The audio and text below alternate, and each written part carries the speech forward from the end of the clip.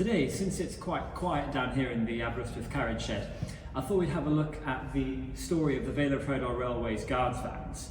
This here is number 137 behind me, and it's the only guards van we actually have left here on the Vale of Rheidol.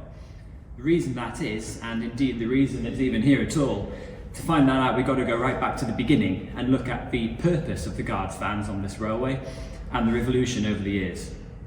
When the Vale of Rheidol Railway opened in 1902, it had 3 guards vans. They weren't the same as this one here, they were roughly the same size and shape as this one. They also had duckets on the side for the guards to actually be able to look out along the train ahead. So the purpose of the van ultimately is to carry not only the guard, but a handbrake as well. You needed the guard on passenger trains because the passenger carriages back then didn't have separate compartments for the guard to ride in. Therefore, one of these 3 vans had to be at the back of every passenger train. Therefore, since all of the passenger carriages had automatic vacuum brakes, you may ask, why did you need a big handbrake in these as well? Well, the answer is goods trains. Goods was just as important as passengers on the railway when it first opened for several years. The goods wagons didn't have automatic brakes on them, they only had little handbrakes on the sides of them. Therefore, the guards van had to ride at the back of every goods train. It could then assist the engine at the front in braking and controlling the train, especially on the downhill journey coming down from Devil's Bridge to Aberystwyth. The railway is quite steep in several places. The goods traffic mainly consisted of zinc, lead, copper and silver ore in the downhill direction from mines around Devil's Bridge to Aberystwyth, and then lime, coal and other merchandise in the other direction from Aberystwyth up towards Devil's Bridge.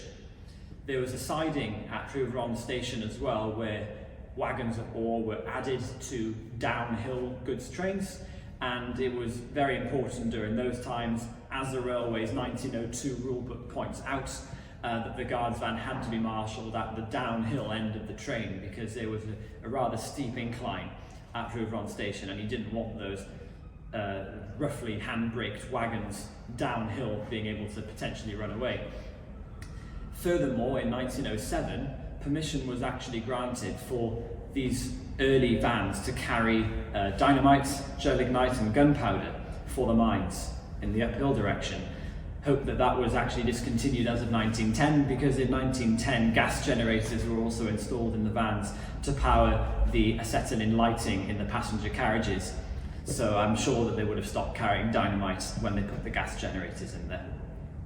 Eventually, in 1968, 2 of the 3 guards vans were disposed of. One of them was scrapped, another one went and ended up at the Welsh Highland Heritage Railway up in Porthmadog in North Wales. This is now the only one we've got left, but it's frequently used on recreated goods trains, permanent way duties, and also the odd passenger train as well.